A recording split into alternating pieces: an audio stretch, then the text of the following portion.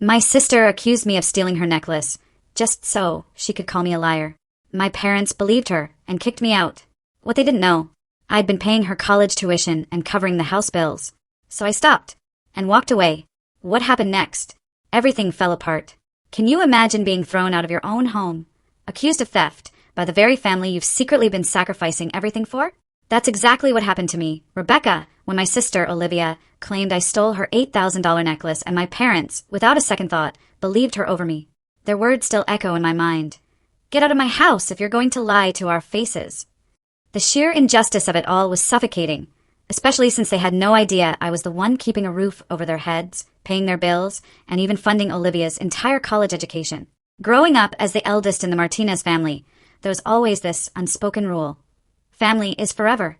My dad, Miguel, would always say, when everything else falls away, blood remains.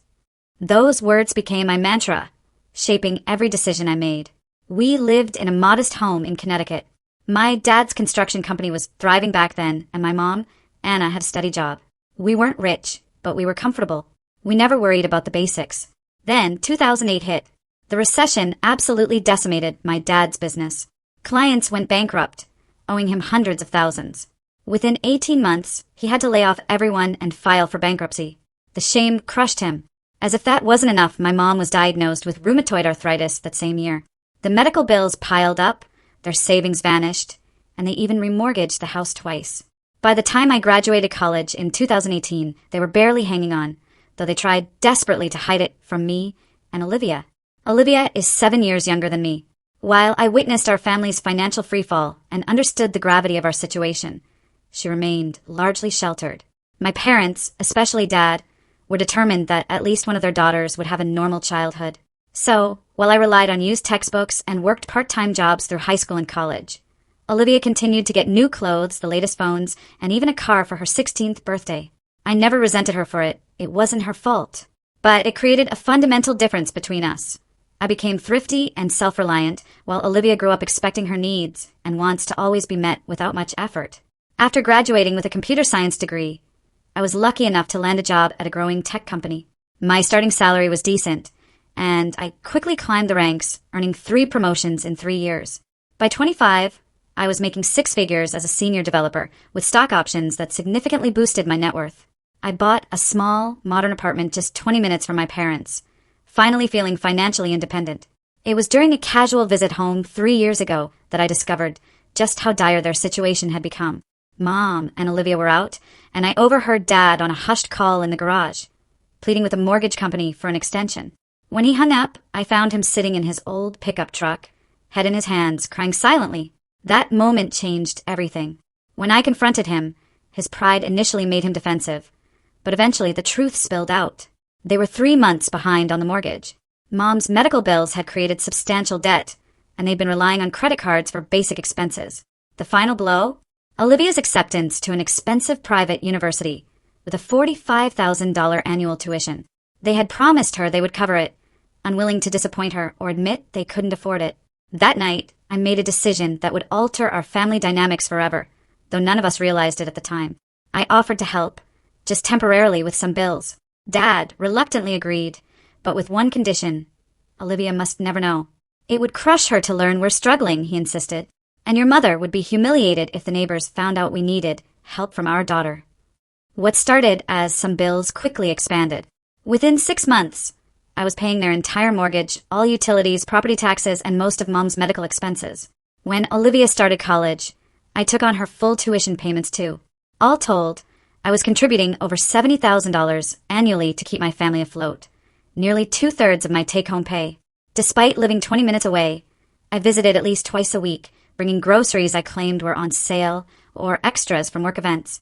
I helped Dad with house repairs on weekends, drove Mom to medical appointments, and even helped Olivia with her programming homework. Last Christmas, I watched my parents give Olivia the latest MacBook Pro, supposedly from them. In reality, I had purchased it, just like most substantial gifts from them over the past few years. Olivia hugged them tightly, gushing about how much she loved them, while I received a sweater and a gift card. I told myself I didn't mind.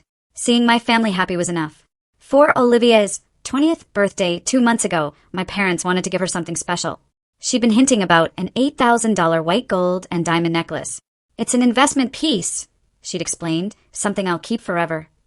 Mom looked distraught at the price tag, but Dad promised they'd figure something out. That something was me, of course. When Dad called asking for a loan, I knew it wasn't a loan. None of the money I'd given them had ever been repaid, nor did I expect it to be. I transferred the funds that day. A week later, I watched Olivia unwrap the blue velvet box at her birthday dinner, squealing with delight as Dad fastened the necklace around her neck. "You're the best parents ever," she declared, admiring her reflection. I don't know anyone else whose parents would get them something this amazing. I smiled and took photos, ignoring the familiar ache in my chest. Part of me hoped that one day they would acknowledge all I had done, that my sacrifices would eventually be recognized. That faith kept me going, even as my savings dwindled, while Olivia's social media filled with photos of spring break trips and shopping sprees, funded indirectly by me. I never imagined that necklace would become the catalyst for destroying the family I had sacrificed so much to preserve. Sunday dinners at my parents' house were a sacred tradition. No matter how busy our weeks got, we all made an effort to be there at 6 sharp. Mom would spend the afternoon cooking. Dad would open a bottle of wine. And for a few hours, we could pretend we were still the happy, financially stable family we once were. That particular Sunday started like any other. I arrived early to help Mom. Dad and Olivia were watching basketball. Everything felt normal until halfway through dinner. Olivia suddenly put down her fork. "Has anyone seen my necklace?" she asked, her hand instinctively touching her bare throat. "The diamond one for my birthday? I was going to wear it tonight, but couldn't find it." Mom suggested she check her dresser. Olivia shook her head. "I always keep it in the blue velvet box. It's too valuable to leave out." "When was the last time you wore it?" I asked, genuinely concerned. I knew how much that necklace meant to her, regardless of who had paid for it. "Last weekend at Melissa's party," she replied. "I definitely put it back in its box when I came home." Dad's brow furrowed. "Are you sure? You were pretty tipsy when you got back from that party." "I wasn't that drunk," Olivia protested, "and I specifically remember putting it away because I was worried about losing it." Dinner was temporarily abandoned as we all helped search. I followed Olivia to her bedroom, checking every drawer and surface. We looked under the bed in pockets, even in the bathroom. The more we searched without finding it, the more agitated Olivia became. "I don't understand," she muttered, growing increasingly frustrated. "It should be here." As the search expanded to the rest of the house, I noticed a subtle shift in the atmosphere. Olivia's eyes followed me when I entered rooms. When I offered to check the laundry room, she quickly said she'd already looked there, though I knew she hadn't. Small moments of tension began building, like static electricity before a storm.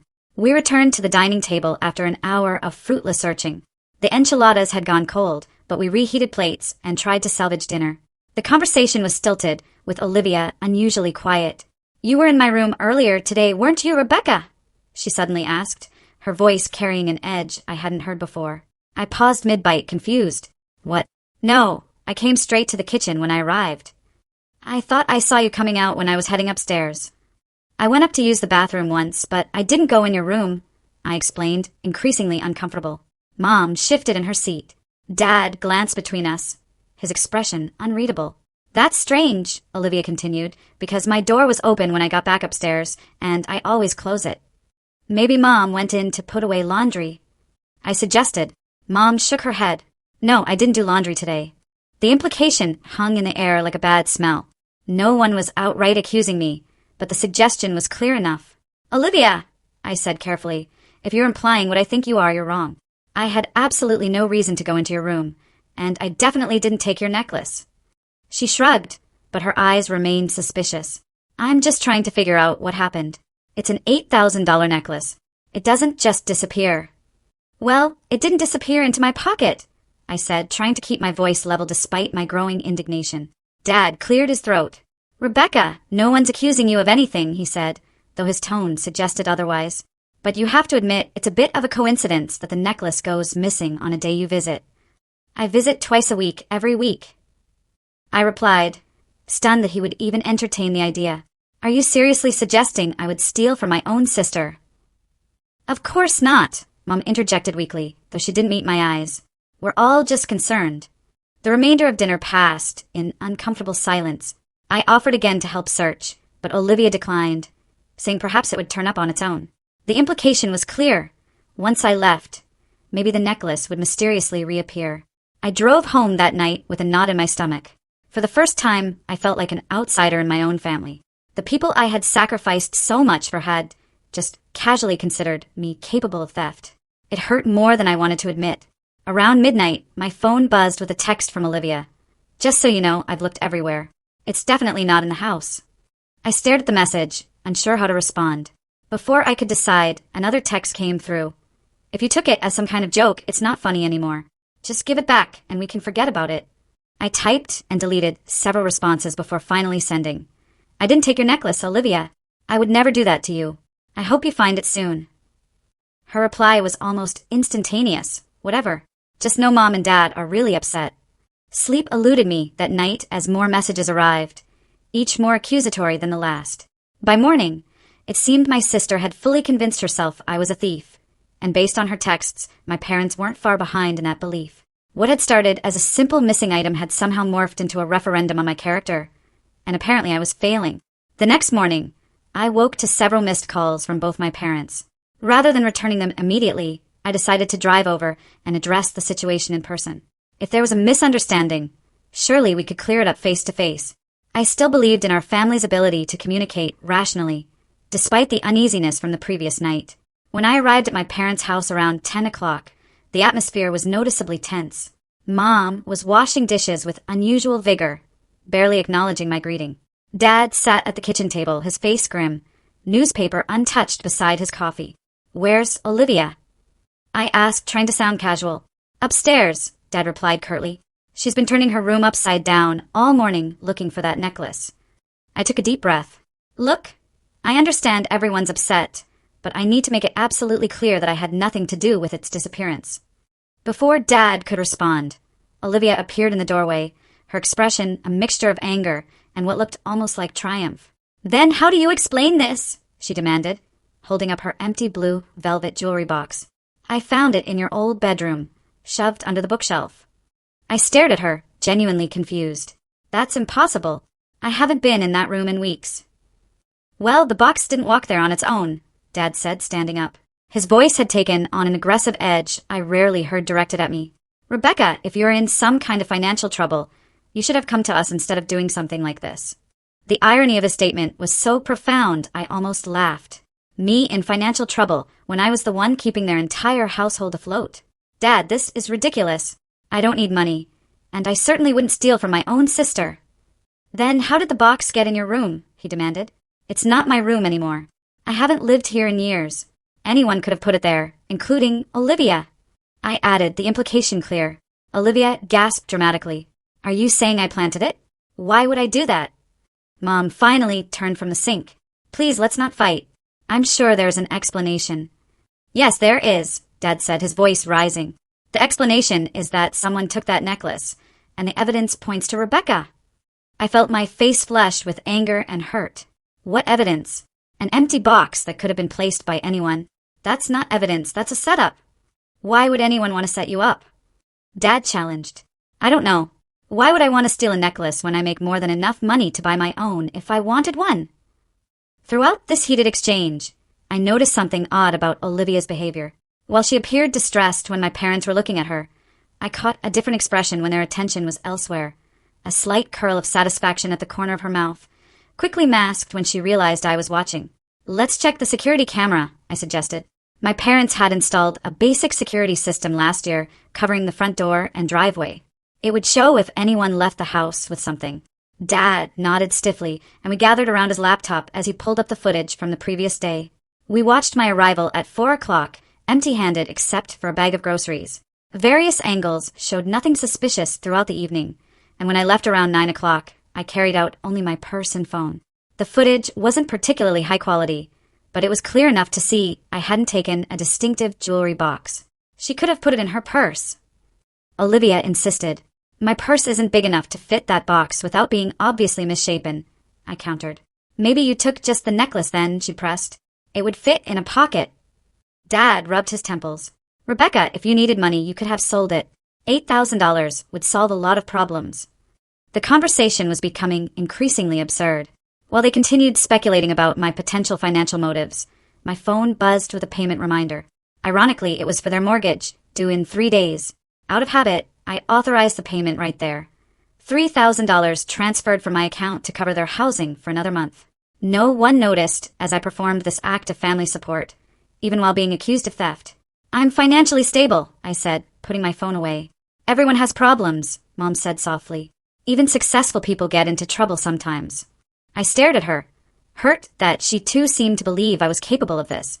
Mom, I haven't taken anything. I wouldn't. Then why was the box in your room? Dad demanded again, as if repetition would somehow change the facts. I told you I don't know, but there are plenty of explanations that don't involve me being a thief. As the accusations continued, I noticed Olivia typing on her phone, a slight smirk visible for just a moment. A terrible thought began forming in my mind. Was it possible she had deliberately engineered this situation? But why? Why would she want to drive a wedge between me and our parents? Look, I said, finally, my patience wearing thin. I understand the necklace is valuable and you're upset it's missing. But I've spent my entire life being honest and reliable. I've always been there for this family. Does it really make sense that I would suddenly decide to steal from you? Dad's expression hardened. People change, and sometimes we don't know someone as well as we think we do. Those words cut deeper than he could possibly know. After everything I had sacrificed, after all the support I had provided without recognition or thanks, my character was being questioned based on nothing but circumstantial evidence and my sister's accusations. I think you should leave until we figure this out, Dad said finally. Your mother is upset, and your presence is just making everything worse. I looked to Mom for support, but she averted her eyes, silently accepting Dad's decision. Olivia stood in the background, and for a split second, I caught that expression again. Not sadness or confusion, but satisfaction. As I gathered my things to leave, I felt a profound sense of injustice washing over me. This wasn't just about a missing necklace anymore. It was about trust, respect, and the painful realization that despite everything I had done, my family would choose to believe the worst of me based on flimsy evidence. Walking to my car, I noticed Olivia watching from her bedroom window. Our eyes met briefly, and in that moment, I knew with absolute certainty this was no misunderstanding. Something more calculated was at play, though I couldn't yet grasp why my own sister would want to destroy my relationship with our parents. 3 days passed with minimal communication from my family. Mom sent a few non-committal texts, carefully avoiding any mention of the necklace. Dad remained silent. Olivia, meanwhile, had apparently been busy sharing her version of events with extended family members. This became painfully clear when I received a call from my Aunt Patricia, Dad's sister, asking if I would come to the house for a family discussion that evening. Her tone was gentle but firm, suggesting attendance wasn't optional if I wanted to remain part of the family. Everyone wants to resolve this situation, she explained. Your parents are very upset. I'm upset too. I replied, I've been accused of something I didn't do and no one believes me. That's why we need to talk, she insisted. Please be there, Rebecca. I agreed, not because I expected a fair hearing, but because I couldn't bear the thought of being estranged from my family. Despite everything, I still loved them and desperately wanted to clear my name. When I arrived that evening, the scene that greeted me felt more like an intervention than a family discussion. Dad and Mom sat on the living room couch. Aunt Patricia and Uncle Robert occupied the armchairs. Olivia perched on the piano bench, eyes red as if she'd been crying. My cousin Michael, who had never particularly liked me, stood by the fireplace with his arms crossed.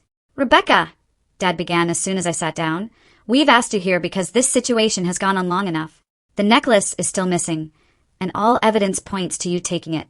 What evidence? I demanded. An empty box that anyone could have planted?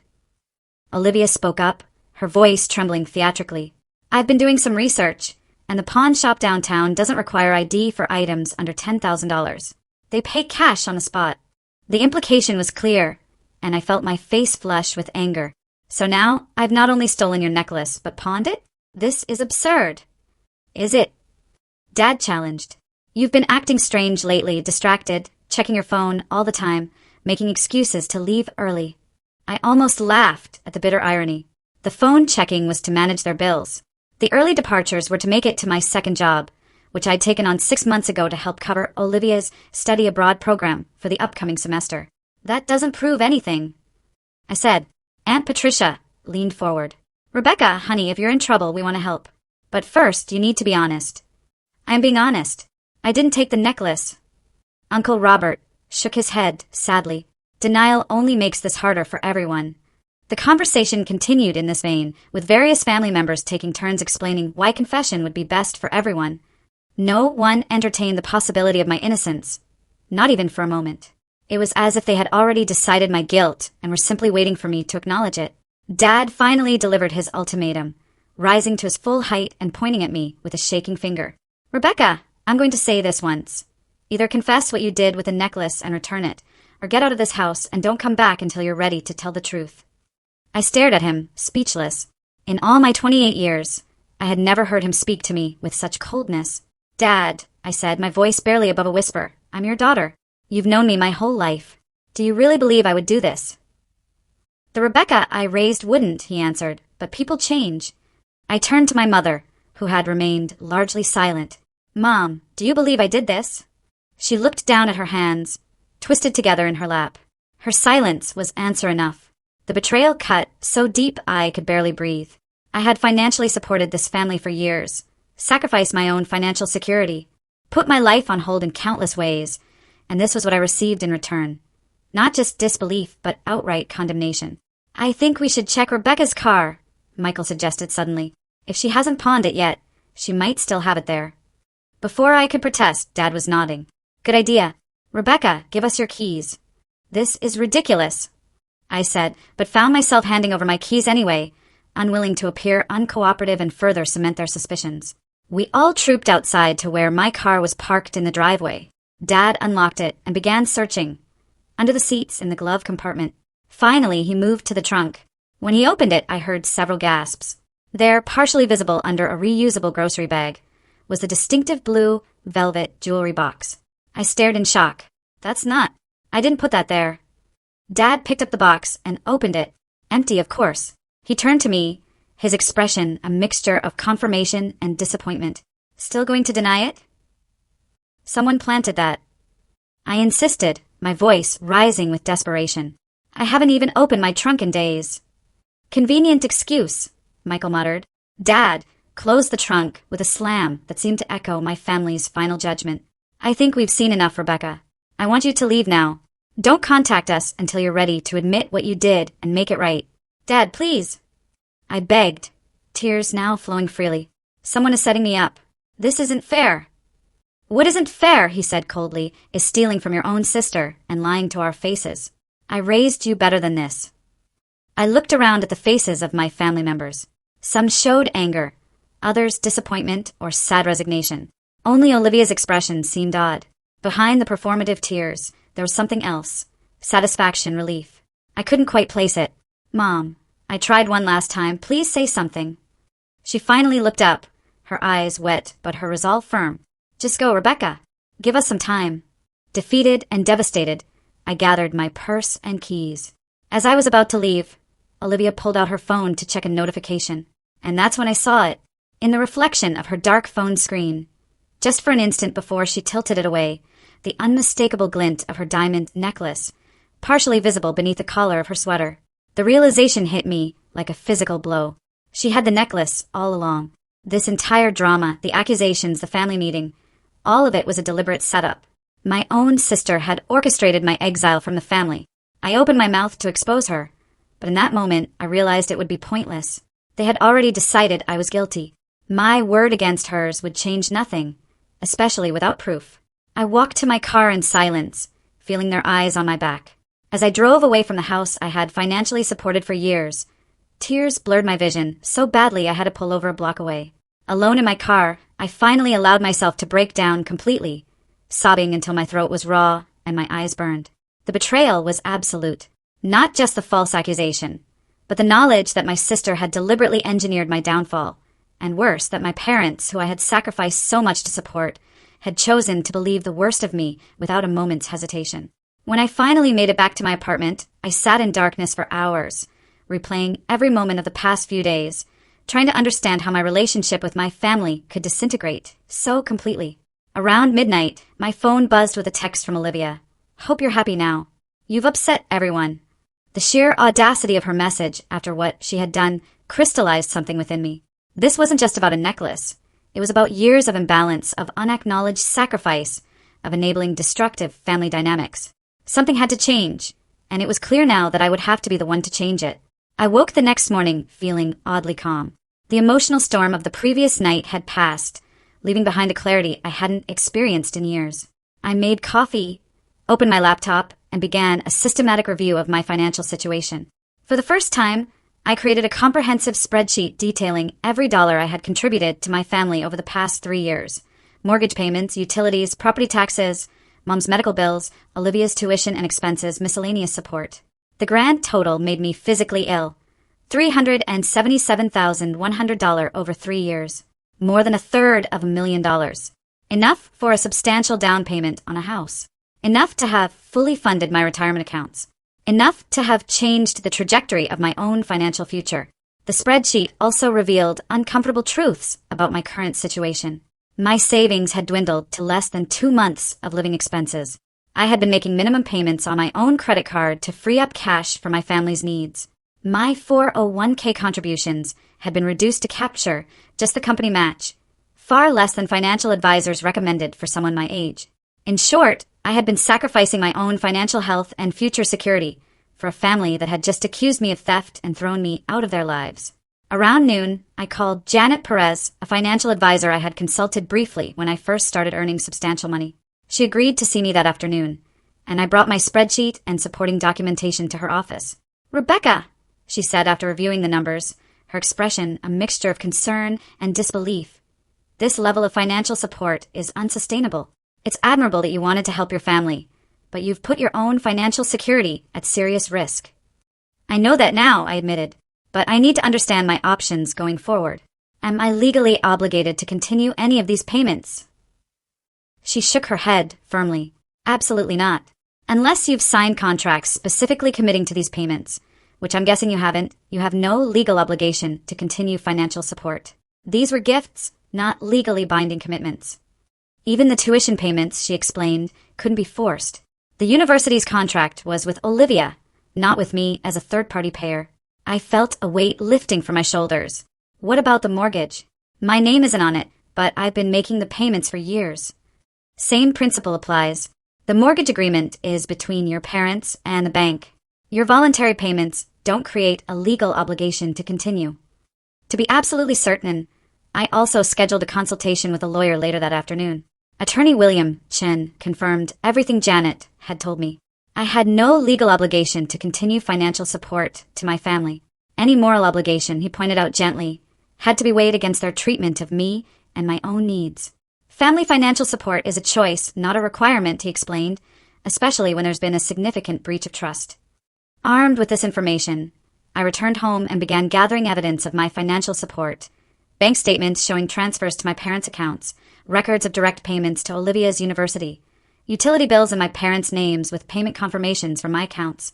I organized everything chronologically in a binder, creating an irrefutable record of my contributions. As I worked, my phone rang. It was a number I didn't recognize, but I answered anyway, half expecting a collection agency looking for my parents. Instead, I heard a familiar voice. "Rebecca, it's Melissa, Olivia's roommate from freshman year." I hadn't spoken to Melissa in months, though we'd always been friendly. "Hi, Melissa, this is unexpected." "Yeah, I know. Look, I overheard something yesterday that I think you should know about. I was at the coffee shop near campus when Olivia came in with some friends. I was in the corner booth and they didn't see me." My heart began beating faster. "What did you hear?" She was bragging, Rebecca, about how she'd gotten rid of you. Those were her exact words. She was laughing about it, saying, now your parents would stop comparing them to you all the time. The confirmation of my suspicions should have hurt, but instead it fueled my resolve. Did she mention a necklace? Yeah, she said something about hiding it and making it look like you took it. I couldn't hear everything, but it was definitely deliberate. I always thought you were really nice, so when I heard that, it didn't sit right with me. Thank you for telling me, Melissa. I really appreciate it. After we hung up, I sat in silence for several minutes, processing this final piece of evidence. My sister's betrayal had been completely intentional, a calculated move to remove me from the family picture. And my parents had been all too willing to believe the worst of me, despite years of evidence to the contrary. With newfound determination, I began systematically canceling all automatic payments related to my family. The mortgage payments scheduled for next week? Canceled. Utility auto payments? Turned off. Olivia's tuition installment for the upcoming semester? Withdrawn. For each cancellation, I documented the process and saved confirmation numbers. This wasn't just about cutting financial ties. It was about reclaiming control of my own resources and future. Next, I drafted a formal letter to my family. It was factual and unemotional, detailing the exact financial support I had provided over the years and informing them that effective immediately, all such support was terminated. I included copies of key documents proving my contributions, enough to make the magnitude of my support undeniable without overwhelming them with a full binder of evidence. As I prepared to mail the letter, I hesitated briefly. Was I being too harsh? Would this cause genuine hardship, especially for my mother with her medical needs? I thought of alternatives. I could continue paying just for Mom's medical bills, perhaps, or give them a longer runway to adjust their finances. But then I remembered their faces as they accused me of theft. My mother's silent complicity, my father's cold dismissal, and Olivia's satisfied smirk as she orchestrated my family exile while wearing the very necklace she had accused me of stealing. No, I decided. This clean break was necessary, not just for my financial well-being, but for my emotional health as well. They had made their choice, choosing to believe Olivia's lies over my lifetime of trustworthiness. Now, they would have to live with the consequences of that choice. I sealed the envelope, addressed it, and placed it beside my door to mail the next morning. Then I blocked Olivia's number on my phone, though I left my parents' lines open. If they wanted to apologize, I would listen, but I wouldn't subject myself to more accusations or manipulation. That night, I slept better than I had in years. The weight of unacknowledged sacrifice finally lifted from my shoulders. My family had failed me in the most fundamental way, but I would no longer fail myself. 3 days after mailing my letter, the first call came. My father, his voice a mixture of anger and panic. "What the hell is this, Rebecca? Some kind of joke?" "It's not a joke, Dad," I replied calmly. "Everything in that letter is true. I've been supporting this family financially for years, and this is how you've treated me in return. So this is revenge because we called you out about the necklace." I almost laughed at the absurdity. This isn't revenge, it's a consequence. You chose to believe I was a thief despite everything you know about me. You threw me out of the house and the family. Why would I continue paying your bills after that? "We relied on that money," he shouted. "Yes, you did. Without ever acknowledging it. Without ever thanking me. Without ever even telling Olivia that her precious college education was being paid for by the sister she set up to look like a criminal." There was a long pause before he spoke again. "What do you mean, set up?" "Olivia had the necklace all along, Dad. I saw it reflected in her phone screen the night you all confronted me. She deliberately hid it and planted the empty box to make me look guilty. And none of you, not one, considered that possibility." Another pause, longer this time. When he spoke again, his voice had lost some of its bluster. "You can't just cut us off without warning. The mortgage is due next week. I know exactly when it's due. I've been paying it for 3 years. Your mother's medication is covered by insurance for the next 30 days. After that, you'll need to figure something out. Maybe sell some of those expensive gifts you've been giving Olivia with my money. Rebecca, be reasonable." I think I've been more than reasonable for the past 3 years. Now I'm being fair to myself. I ended the call and took a deep breath. It had been difficult, but nowhere near as painful as I'd anticipated. Setting boundaries, it seemed, got easier with practice. The next call came from my mother later that day. Unlike Dad, she didn't start with anger, but with tears. "Rebecca, please. We just got a call from the mortgage company about missed payment, and Olivia's university called about the tuition for next semester. I'm sorry you're in a difficult position, Mom, but those bills are your responsibility, not mine. How can you do this to us? We're your family." The guilt trip might have worked a week ago. Now, it just clarified how conditional their love had always been. Family works both ways, Mom. When one person is accused of theft and kicked out without a fair hearing, that's not family. That's a tribunal. We were upset about the necklace. People say things they don't mean when they're upset. Did Dad not mean it when he told me not to come back until I confessed to something I didn't do? Did you not mean it when you sat silently while everyone condemned me? Actions have consequences, Mom. This is the consequence of yours. After she hung up, I received a barrage of texts from Olivia. Unlike our parents, she didn't bother with emotional appeals. Her messages were direct accusations, calling me selfish, vindictive, and worse. I read them without responding, noting how quickly her mask of victimhood had fallen away now that her comfortable lifestyle was threatened. 2 days later, I received a call from an unknown number. It was Olivia's university financial aid office, asking about the withdrawal of tuition payment. I explained politely that I would no longer be covering my sister's educational expenses and suggested they direct all future inquiries to Olivia or our parents. The following week brought increasing desperation from my family. Dad left voicemails alternating between anger and attempts at reconciliation. Mom sent tearful texts about past due notices and calls from creditors. Olivia's messages became increasingly frantic as the reality of her situation sank in. I maintained my boundaries through it all, responding only to direct questions and refusing to engage with emotional manipulation. It wasn't easy. Years of conditioning had taught me to put their needs before my own, to be the family fixer, the reliable one who would always step in during a crisis. Breaking that pattern required constant vigilance against my own impulse to rescue them. 3 weeks after sending my letter, I received a text from Mom asking if we could meet for coffee. I agreed, choosing a neutral location and a short time frame to minimize the potential for drama. When I arrived at the cafe, I was surprised to find her alone. I had half expected the entire family to ambush me with another intervention. She looked tired, with new lines around her eyes and mouth. "Thank you for coming," she said as I sat down. "Of course," I replied, keeping my tone neutral. "There's something you should know," she began, her fingers nervously shredding a napkin. "Olivia confessed about the necklace." I nodded, but said nothing. She had it all along. She said she was jealous of you, of how Dad always talked about how responsible and successful you are. She thought if she could make you look bad, maybe they'd stop comparing her to you all the time. "I know," I said simply. "I saw the necklace reflected in her phone that night at the house." Mom's eyes widened. "You knew? Why didn't you say something? Would anyone have believed me? You had all already decided I was guilty." She looked down, unable to meet my eyes. "We should have trusted you. I should have trusted you. I'm so sorry, Rebecca." Her apology seemed genuine, but I noticed it came only after Olivia's confession, not from her own realization that she had misjudged me. It also came after weeks of financial hardship, which made its sincerity questionable. "Thank you for telling me," I said carefully. "How are things at home?" She sighed. "Difficult. Your father had to ask for an advance at work to cover the mortgage. Olivia had to drop 2 classes because we couldn't pay the full tuition. She's taken a job at the campus bookstore, but it doesn't pay much." I nodded, acknowledging the information without offering help. The old Rebecca would have immediately stepped in, offered to cover the most urgent bills, fallen back into the familiar role of family savior. But I wasn't that person anymore. "And the necklace?" I asked. "She sold it," Mom admitted, "about a week after you left. She needed the money for a spring break trip she'd already committed to. She never expected you to stop paying for everything. None of us did." The irony was almost too perfect. Olivia had accused me of stealing and selling the necklace, then done exactly that herself when financial reality hit.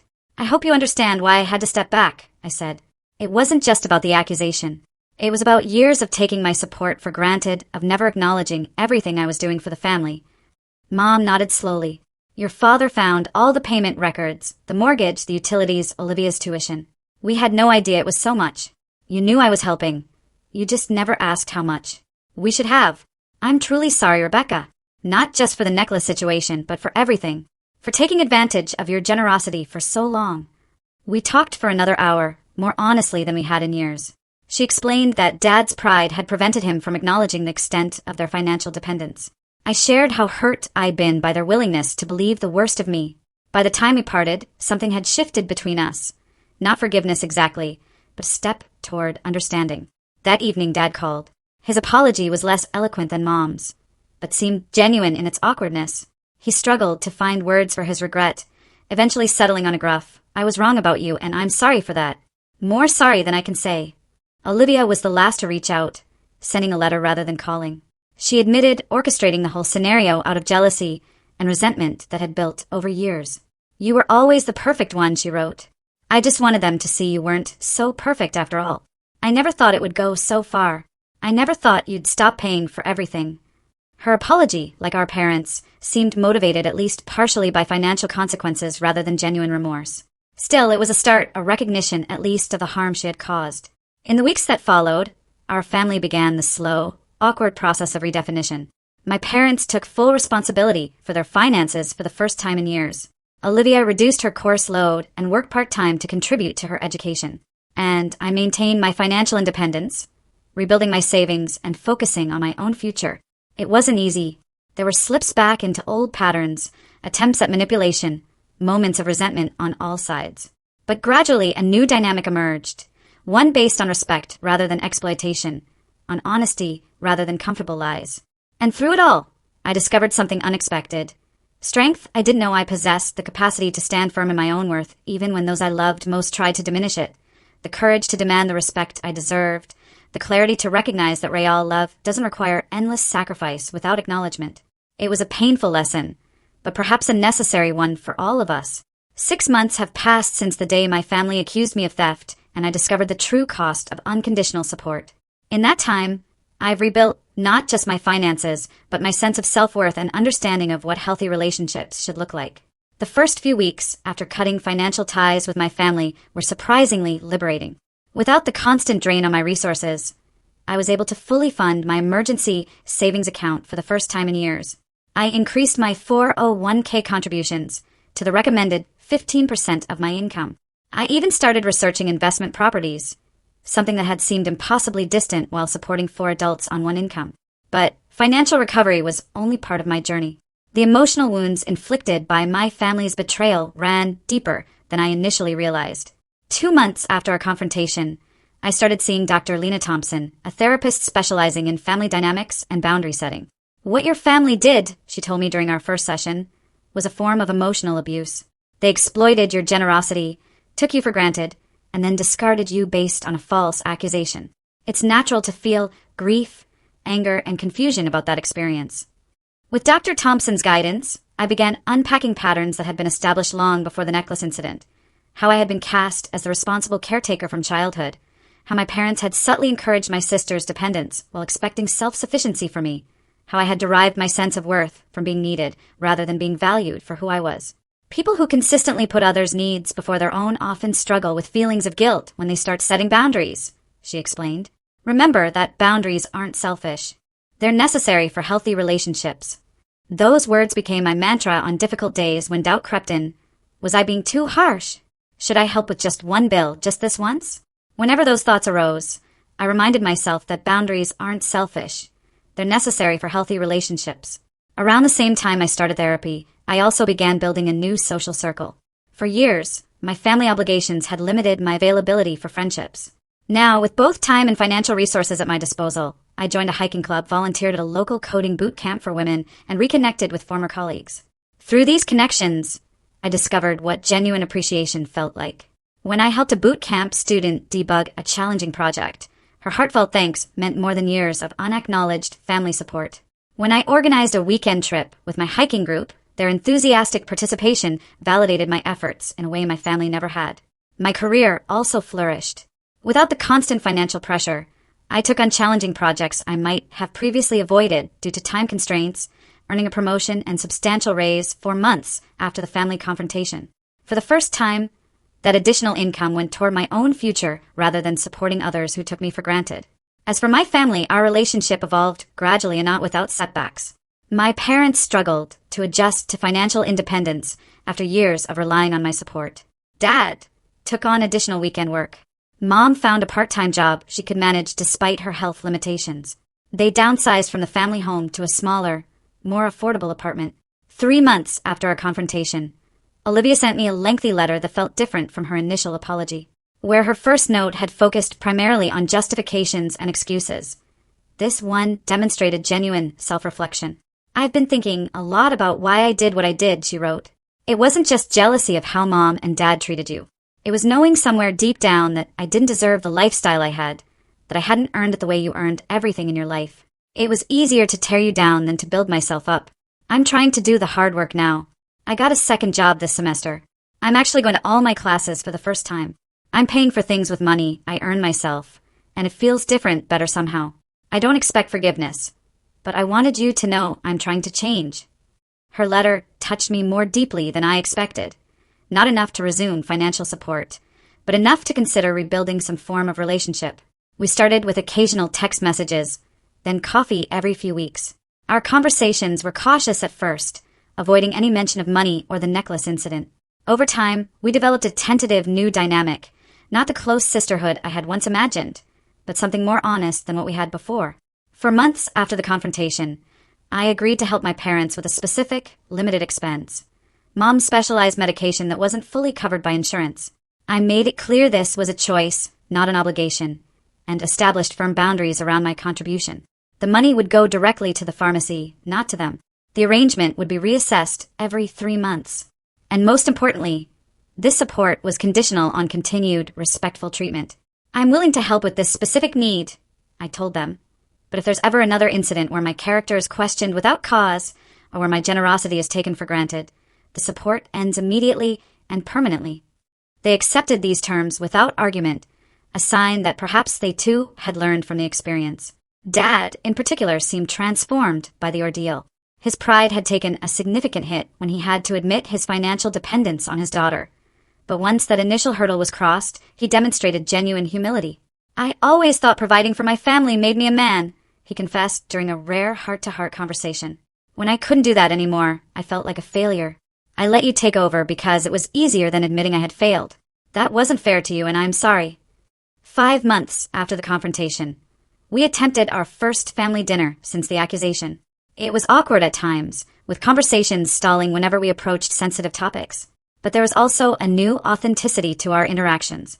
Without the unspoken financial arrangement underlying everything, we were forced to relate to each other simply as people, not as provider and dependent. Olivia, now working 2 part-time jobs while taking a reduced course load, spoke about her classes with newfound enthusiasm. It feels different when you're paying for it yourself, she admitted. I actually go to every lecture now. Funny how that works. Mom shared updates about her new part-time job at a local florist, where she arranged deliveries and helped with simple bouquets. It's not much money, she said, but it feels good to contribute something. Dad talked about the community college courses he was taking to update his construction management skills. Never too old to learn new tricks, he said with a self-deprecating smile. Should have done this years ago instead of just complaining about how the industry changed. As I listened to them describe their new lives, I felt a complex mixture of emotions. Pride in their resilience, sadness for the years wasted in unhealthy patterns, hope for what our relationship might become, and underneath it all, a quiet confidence in my own worth that had been missing before. The journey hasn't been easy for any of us. There have been tense conversations, financial setbacks, moments of resentment on all sides. But through it all, we've moved towards something more honest and balanced than what we had before. Today, as I reflect on everything that's happened, I find myself grateful for the painful lesson that necklace incident taught me. Without it, I might have continued sacrificing my financial future indefinitely, seeking validation that would never come. I might never have discovered my own strength or learned the crucial difference between supporting others and enabling dependency. The most important thing I've learned is that true family supports each other's growth, not each other's stagnation. Real love doesn't demand constant sacrifice without recognition, and self-respect isn't selfish. It's the foundation upon which all healthy relationships must be built. If you're in a situation where your generosity is being taken for granted, where your sacrifices go unacknowledged, where your character is questioned despite your consistent actions, please know this: you deserve better. Setting boundaries isn't selfish. Standing up for yourself isn't wrong. And sometimes, the most loving thing you can do for yourself and others is to stop enabling destructive patterns. I don't know what the future holds for my family. We're still navigating this new terrain, still learning how to relate to each other as equals rather than as provider and dependent. But whatever happens, I know I'll face it with a stronger sense of self-worth and clearer boundaries than I had before.